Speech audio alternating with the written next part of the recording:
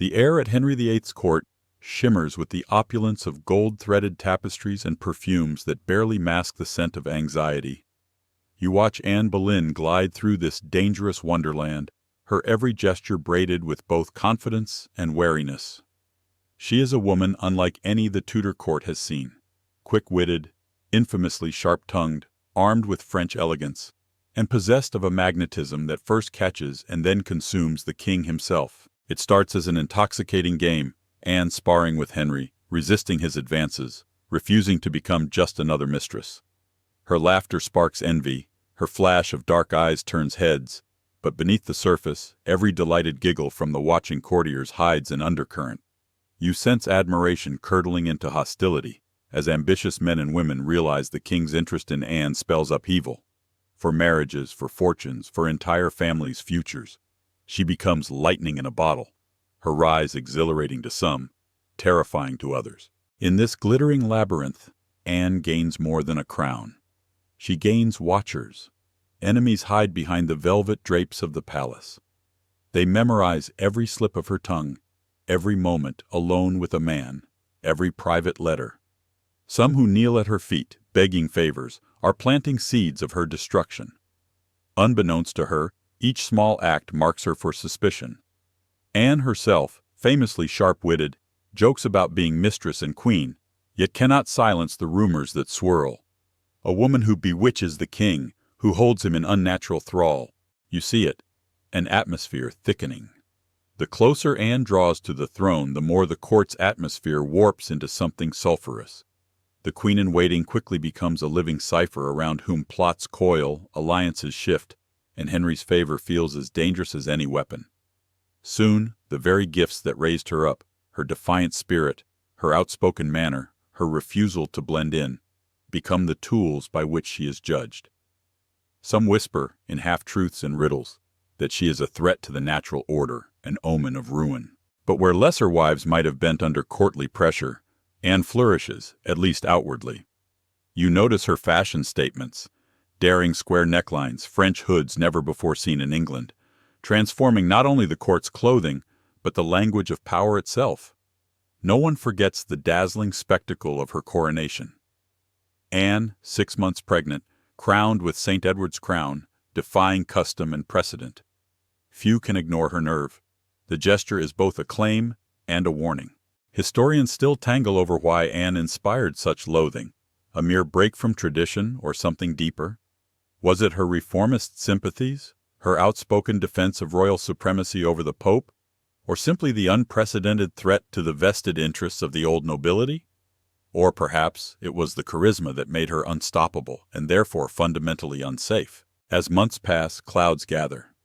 Anne's body, once the king's obsession, struggles to produce a living son. Each miscarriage becomes a public spectacle, whispered over by the very ladies who once hailed her as a fashion icon. The court, with its acceptance built on sand, becomes treacherous. Tensions rise, not in dramatic confrontations, but through poisoned cups of gossip and silent, watchful eyes in every corridor. The psychological horror begins far before the scaffold, or even the arrest. It germinates in the hush of a power that can explode, scorch, and disappear all in a moment. You see Anne still smiling, still fighting, even as the palace fills with shadows and suspicion, crafting an unending nightmare whose boundaries are invisible, and whose exit is already beginning to close. Yet for now, Anne radiates sunlight and ambition. She cannot read the future written in those hostile glances, but you can sense the double bind closing, a queen made, and already, a queen marked for something unspeakable. Now the palace's gilded corridors feel colder, the laughter more brittle. Each day Anne's presence sharpens the knife-edge tension. As you move through this world with her, you note the coded glances exchanged behind her back, the careful avoidance of her gaze by those who once fawned openly. The anatomy of courtly hostility is never straightforward. Here smiles are daggers, and every ally harbors the embryo of betrayal. Anne, newly crowned and unprecedentedly powerful, finds herself encircled by factions that detest her ascendancy. Those loyal to Queen Catherine, her predecessor, seethe quietly, their sense of injustice fermenting behind closed doors. Devout Catholics grumble, outraged by Anne's support for church reform and Henry's break with Rome. Even within Anne's own circle, Ambition breeds a fragile loyalty. The king's favor is a currency, and it is Anne who now dispenses it. But you see how quickly that currency devalues when fortunes shift. It is not just politics or religion. There is a gendered cruelty beneath the surface. Anne is judged not only as a queen, but as a woman who dared reach above her station. Tales of witchcraft, of manipulative charms, find ready listeners among courtiers unable to believe that raw intelligence, rather than sorcery, could bend a king's will. You sense how Anne's intellect unsettles the men surrounding her, especially when she debates Henry or his counselors in public. Each display of wit, each moment she confounds her adversaries is another tally in the secret ledger of her sins. Night after night, the Queen's chambers become a crucible of whispered betrayals. Courtiers jockey for relevance. Thomas Cromwell, once Anne's ally in religious reform, now keeps his true calculations hidden. Jane Seymour, demure and pale, appears in the Queen's retinue, her quiet presence a silent threat. Anne's brother, George Boleyn, loyal but ambitious, becomes both her comfort and her liability. The boundaries between friend and foe blur, dissolving into a fog of opportunity and risk. You see Anne sensing this, her laughter a little stiffer, her trust more rarely given. Surprisingly, Anne's vulnerability becomes evident not in public outbursts, but in moments of exhausted candor. She prays more fervently. She grows superstitious, treasuring amulets and consulting soothsayers, a lesser-known facet of her final months. These small rituals, described only sporadically in court records, reveal a mounting sense of isolation and dread. Even her daughter Elizabeth, that precious victory in her difficult marriage, cannot ground her. Anne's enemies, relentless as wolves in velvet, watch for the slightest slip, an overheard joke, a rumor of flirtation, a misinterpreted absence. Anything can be twisted into evidence. The psychological toll is profound. You imagine, day after day, what it means to be surrounded by people who wish for your fall, where the only certainty is that you can fully trust no one. Even her famous boldness begins to tremble beneath the weight of surveillance. Anne's sharp words, once weapons, now draw blood in ways she cannot control. Every small act bears immense risk. To correct a courtier is to create an enemy. To let a slight pass is to seem weak. Historians continue to debate the root cause of this hostility. Was Anne truly a tyrant, as her enemies' letters insist? Or was her reputation merely the calculated result of relentless propaganda? Perhaps her very agency, her attempts to influence policy and reform, put her at odds with a patriarchal system unequipped to admit a woman's voice in statecraft. You find yourself walking newly wary halls. Each tapestry conceals secrets. Each polished floor could be your undoing. By now, Anne lives in a world where love has soured, ambition curdles, and every triumph plants the seeds of future suffering. The horror, you realize, is not just in public downfall. It is in the slow, psychological exhaustion of holding power in a place where everyone hopes you will someday lose it, all while smiling to your face. Still, Anne moves through the palace, but the king's gaze follows her differently now, harder, scanning not with desire, but with a perplexed, simmering calculation. The marriage that upended England's very faith has lost its luster. You watch Henry VIII, broad-shouldered and heavy with self-importance, wondering if he recognizes himself anymore. The once passionate lover now dazed with disappointment and gnawing anxiety. In the beginning, Anne was the answer to Henry's every prayer, vibrant, alluring, and, most crucially, capable of delivering the male heir he so desperately craved. But as the years slide by, hope curdles into bitterness. The beautiful, healthy son never comes. Instead, Anne's pregnancies become progressively fraught, culminating in a devastating miscarriage in January 1536. That shadowy winter day, as Anne clings weeping to the bloodied remnants of her hope, Henry's heart turns inward and cold. You sense the horror of that moment not only for Anne, but for the king deeply invested in the idea that his lineage is his destiny. Rumors swirl, sharpening Henry's paranoia. Some at court whisper that the miscarriage is divine displeasure, a punishment for his divorce from Catherine, or worse, for his marriage to a witch. Others, less superstitious but equally self-serving, suggest Anne has bewitched him, or that her flirtatious manner hints at adultery. The snakes of suspicion uncoil in the corridors, coiling around Henry's legs as well. The king is not immune to fear. His power is shadowed by a sense that fate is slipping from his hands.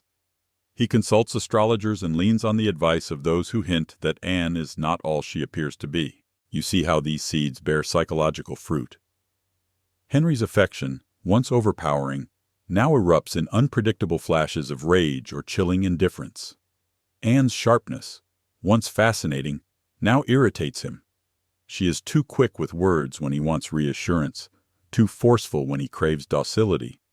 Their dinners together are tense, words calculated, glances defensive. Where once Henry delighted in Anne's defiance, he now hears only insubordination. The king's sense of masculinity, bruised by Anne's inability to produce a son, festers into suspicion. You sense how the king's fear, for himself, his dynasty, even his immortal soul, keeps him pacing restless halls at night.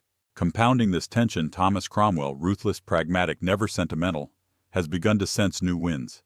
He perceives Henry's wobbly conviction, the unspoken yearning for escape from this unhappy union. In dark corners a plan forms. If the king wants freedom, provide him with reasons. Real ones, invented ones, it matters not. Evidence can always be found when enough people are willing to testify, and when silence is bought or broken with fear. One night, Anne's musician, Mark Smeaton, is arrested. He's interrogated, possibly tortured. The line between truth and confession blurs. Did he admit to intimacy with the Queen, or was it wrung from him by Cromwell's coldly efficient men? You linger on this ambiguity. Historians still debate whether there was any actual evidence at all, or merely whispers conjured into a storm by those seeking Henry's pleasure. What is certain is that Smeaton's confession is all Cromwell and hungry courtiers need. Soon other men, courtiers, trusted friends, Anne's own brother, are swept into the net of accusation. Meanwhile, Anne is left wondering, why has the king turned away so completely, so suddenly? It is a feeling that transcends politics. It is the terror of being, at last, unforgivably expendable. By now, Anne lives on borrowed time, stalked by consequences she cannot see. Remember Henry's festering suspicion, his desperate desire for a male heir, his humiliation at being perhaps the victim of a deadly female trickster.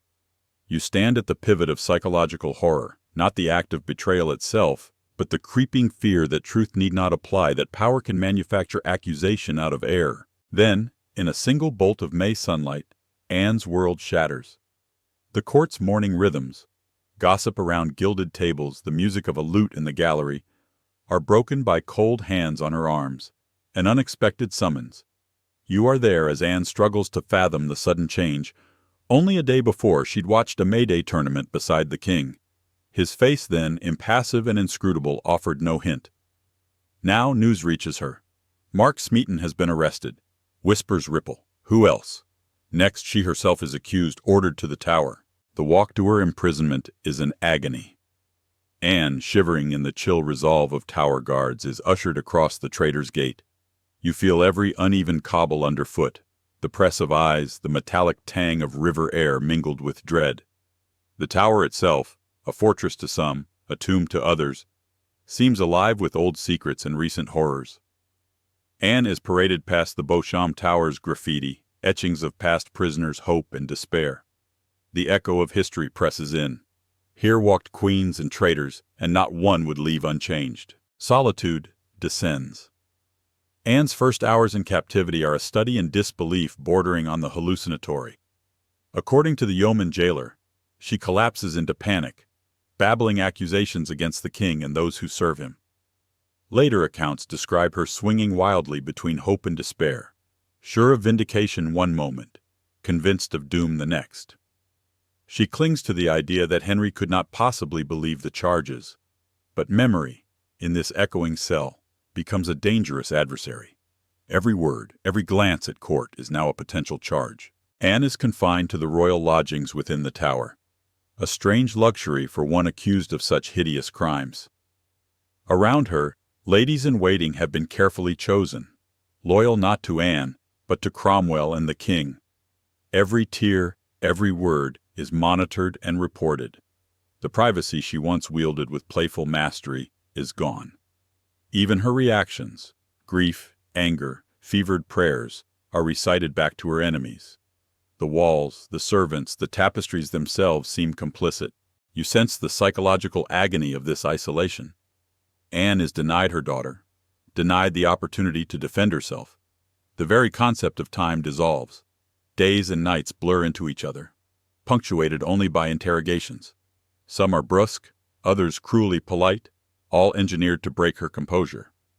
Anne, the swift-witted queen, finds herself picking over fragments of remembered conversations with her so-called lovers, terrified that any moment of friendliness might be twisted into evidence of adultery or treason. Lesser known are the small superstitions that begin to dominate her routines. A whispered prayer to St. Anne, a frantic searching for omens. Some accounts, though contested, suggest Anne glimpses a falcon, the Boleyn family symbol, through her tiny window, and takes it as a sign of hope. Or was it a trick of the light, a wish projected onto an uncaring sky?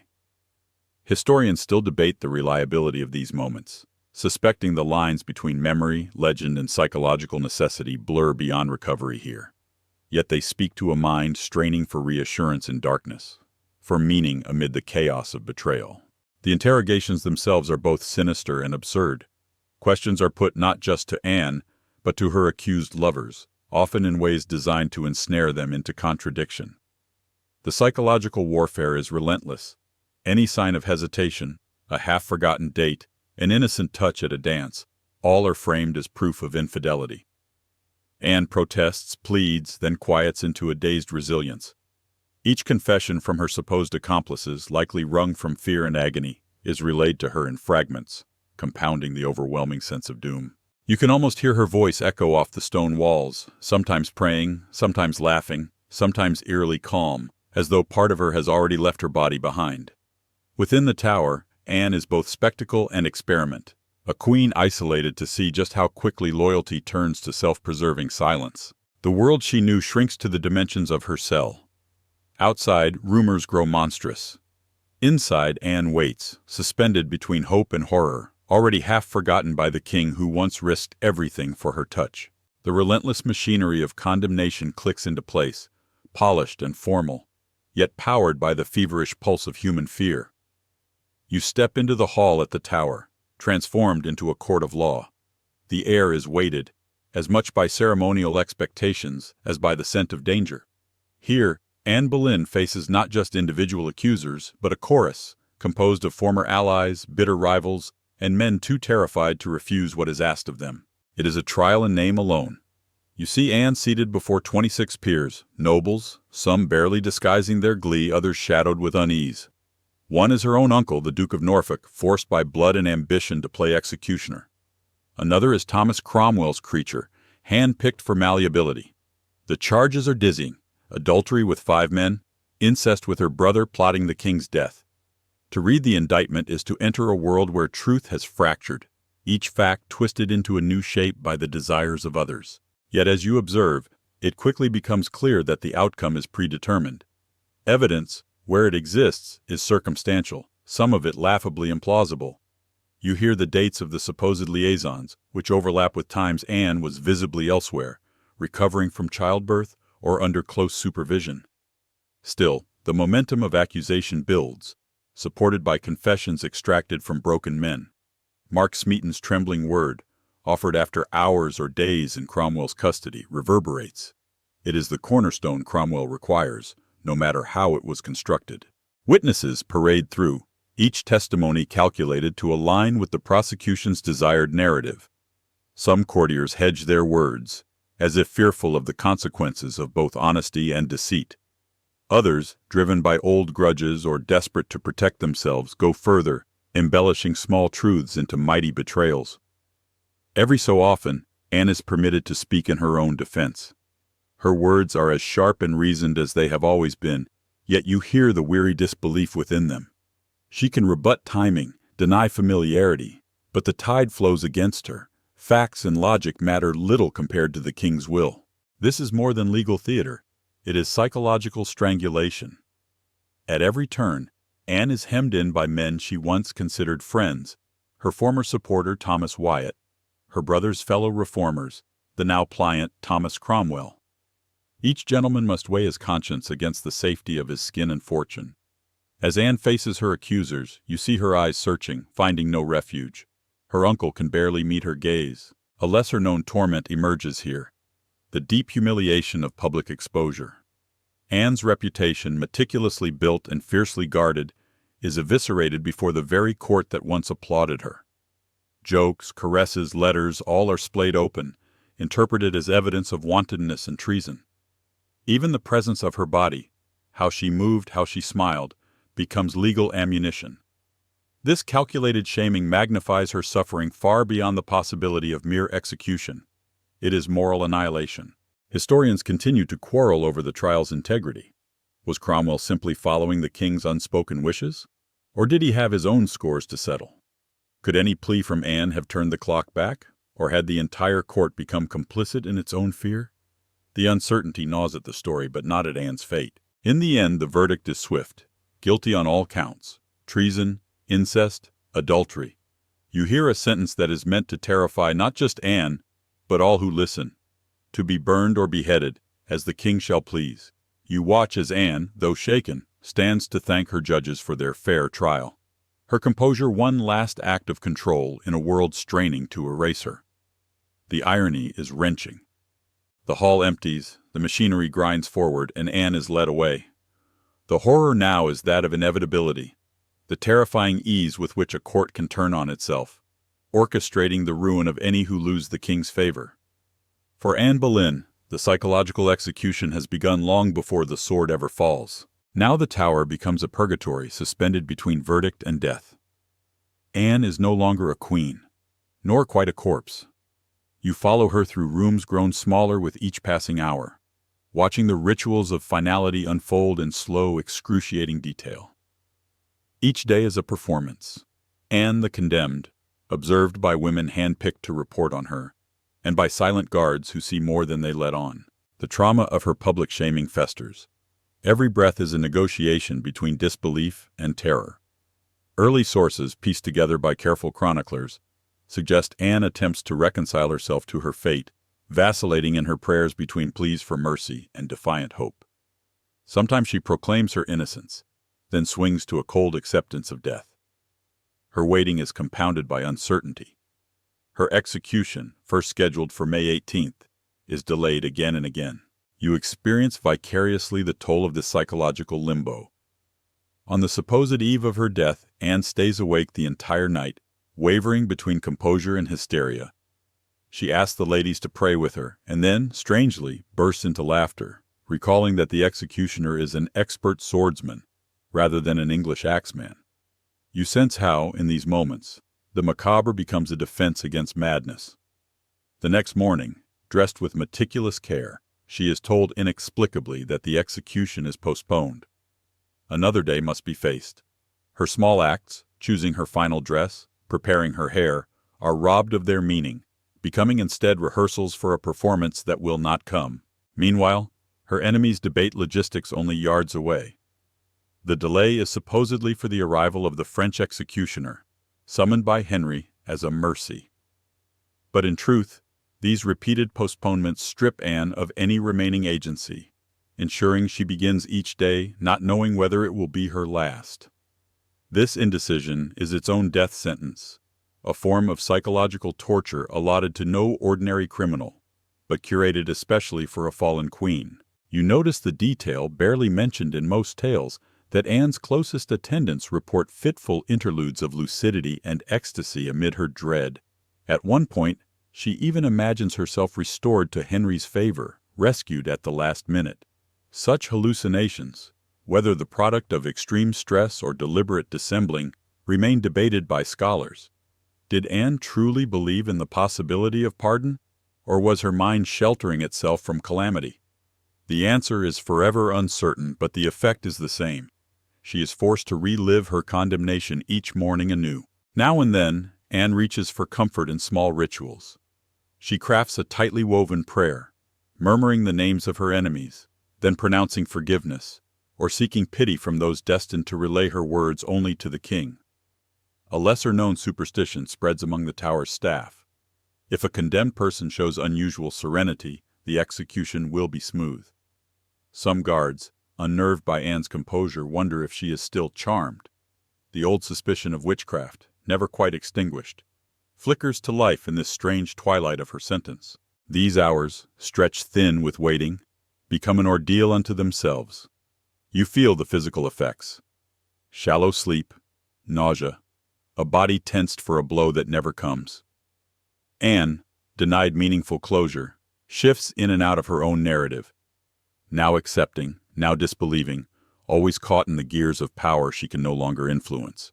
Her spiritual preparations, confession, prayer, trembling forgiveness, serve as both armor and surrender. Historians still argue, was this delay an act of royal mercy or a calculated cruelty, a means by which Henry and Cromwell could savor her unraveling, sending a message to every uncertain courtier about the dangers of overreaching? Perhaps both. What is certain is how profoundly the horror of Anne's execution is magnified, not by the moment of death itself, but by these drawn-out, excruciating rehearsals for annihilation. And so, the Tower's bells mark another uncertain dawn, and Anne Boleyn, queen in name only, steels herself yet again, never knowing if this sunrise will be her last. Morning at the Tower swells with uneasy anticipation. You watch as Anne, pale yet composed, readies herself in an ermine-trimmed cloak, one final assertion of rank. She steps out beneath a sky more gray than blue, the spring air sharpened by the news of a foreign executioner. The fabled swordsman, summoned from Calais at the king's special request, awaits her. The rationale, whispered hungrily through the anxious crowd, is mercy, a blade easier and more certain than the English axe. But in this act there lurks a more refined cruelty. You sense how the presence of this aloof, anonymous Frenchman fractures Anne's last moments. An Englishwoman executed in her own land now faces a stranger brought across the sea. The symbolism is impossible to miss. Anne, so often marked as a foreign influence, French in education, reformist by inclination, will die by foreign hands. Some historians argue Henry meant to spare her unnecessary suffering. Others, noting his haste and the ritualized spectacle, see a pointed humiliation. To be dispatched by a swordsman, not an axeman, is to be distanced, decontextualized, even made a curiosity. The scaffold is smaller than you expect, the gathering crowd dense with silent faces, nobles, servants, and commoners, all drawn to the horror of royal ruin. Anne kneels on the straw, refusing a blindfold, her hair already bound out of the way. Her final words are carefully chosen. She prays for the king, forgives her enemies, and appeals to God. There is no confession to the charges. Instead, Anne orchestrates her own brief eulogy, a calculated assertion of innocence shrouded by humility, meant to deny her detractors the satisfaction of regret. The executioner, clad in a dark tunic, draws his sword, hidden until the last moment. As Anne kneels, he calls for his assistant to fetch the sword. In a gesture both practical and psychological, this ruse distracts Anne so she will not tense in fear, ensuring a cleaner strike. Yet you can hardly overlook its deeper resonance. Anne, expecting her end, is forced into one final, humiliating uncertainty, a split second in which even the moment of her own death is stolen from her. Contemporary witnesses claim the sword flashed in a twinkling. The blow is swift, almost surgical, even clinical, contrasting sharply with the botched, agonizing end suffered by so many English traitors. But the horror is not in gore. It is in the spectacle, the deliberate choreography, and the final objectification of Anne as enemy, victim, and theatrical prop. You study the faces of the spectators. Some cross themselves, others only stare, the image forever burned into their memories. Historians still debate Henry's motives for this foreign spectacle. Was it truly compassion, or a wish to both control and estrange Anne's destruction, drawing upon pan-European legend and fear? Was it a signal to other queens, other courts, that an English king could expel and dispatch even the most beloved or reviled of his consorts with cold precision? The sources can offer only speculation. For you, the greater psychological torture is in the careful planning, the absence of simple closure, and the sense that Anne Boleyn's death was engineered not only to end her life, but to unnerve everyone who bore witness. The crowd disperses, each footstep fading with the weight of having glimpsed for a fleeting moment the terrible freedom of absolute power. And as her severed head is hastily covered, a grace rarely granted and yet rushed through with brutal efficiency, the message is clear. Mercy and cruelty can coexist in the same gesture. Indeed, they can become indistinguishable. Anne Boleyn's final minutes are remembered not for blood, but for the psychological terror etched into the silence that follows. The air in the tower still vibrates with the memory of that sword, but outside its walls the world moves swiftly, shock, relief, and pragmatic celebration all intermingling in the ever-turning wheel of Tudor ambition. You move with the courtiers, their faces carefully blank, many concealing horror or guilt. The queen is dead, and her legacy is now a ghost haunting every corridor, every whispered conversation. Word spreads rapidly. Anne Boleyn has been executed. In the city, bells toll not in mourning, but as if heralding an uncertain peace. Henry, only hours later, orders preparations for his wedding to Jane Seymour. You can't help but register the psychological whiplash. A nation told to accept Anne's monstrous guilt, and then to forget her by the next sunrise. Jane, pale and silent, is installed not only as replacement, but as a living antidote to Anne's reign. Compliant where Anne was defiant, invisible where Anne blazed. In the court, a chill settles among those who witness the spectacle. Friends of Anne retreat into a terrified quiet, some feverishly burning her letters or feigning ignorance of old loyalties. Even Anne's enemies do not cheer openly, their eyes instead flickering to the king, ever alert for the next turn of favor. The lesson is unmistakable. The favor that created a queen can destroy one just as swiftly, and no position is secure if it cannot survive a single man's suspicion. Beyond courtly walls, a subtler horror churns. The public, deprived of a true explanation, fragments into rumor. Some repeat the king's official line, Anne as witch, betrayer, and traitor.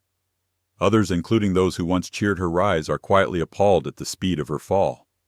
Among women, a murmur of dread passes from household to household. If even Anne Boleyn, crowned and beloved, can be disposed of so efficiently, then what hope for any who cross a lord, a husband, or a king? It is within the religious and political night air that the echoes deepen further. Anne's execution cleaves the court into before and after. Her champions in the Reformation, struck dumb by her death, retreat or switch allegiances. Cromwell secures his standing, for now, yet eyes watch him as well, remembering how deftly he navigated Anne's destruction. The Boleyn family retreats to the margins, a cautionary tale incarnate. Lesser known and more insidious is the way Anne's fate installs a collective paranoia within the elite. Jokes are less sharp, ambitions are more carefully hidden. Even laughter, which once rang through the court, is softer, measured, as though everyone fears it might become a weapon turned back on themselves. Psychological scars bloom where swords and axes could never reach. Historians debate the aftermath's ripple effects. Did Anne's death consolidate Henry's tyranny, making all dissent unthinkable? Or did it, in its brutality, inspire a deepening resistance, fueling the myth of the martyred queen? The evidence remains ambiguous, but the impact is unmistakable. Anne's fall becomes a reference point, invoked whenever the heights of power threaten to swallow those bold enough to climb. In the end, all that's left is silence, pregnant, uneasy, stretching from the Tower to every manor home in England. Anne Boleyn's execution is not simply a historical fact, but a trauma that unsettles the very psyche of the Tudor world, a reminder that power without mercy is a beast that devours not only its enemies but its own soul. What lingers, more unnerving than the blow of a sword, is the steady drumbeat of psychological horror that defined Anne Boleyn's end. Her execution was not merely a moment of physical violence, it was an orchestrated descent, crafted by rivals and executed by a husband haunted by ambition, disappointment, and fear. Every step, from courtly isolation to manufactured trial, and the torturous anticipation of death, was designed to break not just the body, but the spirit. Anne's fate reveals how absolute power weaponizes uncertainty, turning whispers into verdicts, hesitation into evidence. Her destruction became a cautionary template, a civilization learning, in real time, the cost of standing out or daring to reshape old orders. If the sword was efficient, the psychological damage was lasting. It would echo in the anxious laughter and furtive glances of courtiers for generations. Are we, centuries later, truly distant from Anne's shadow, the terror of unfounded accusation, or of a society eager to erase those who do not fit? Anne Boleyn's legacy endures in the uneasy knowledge that horror is often not in the spectacle of death, but in the careful, chilling process that leads up to it.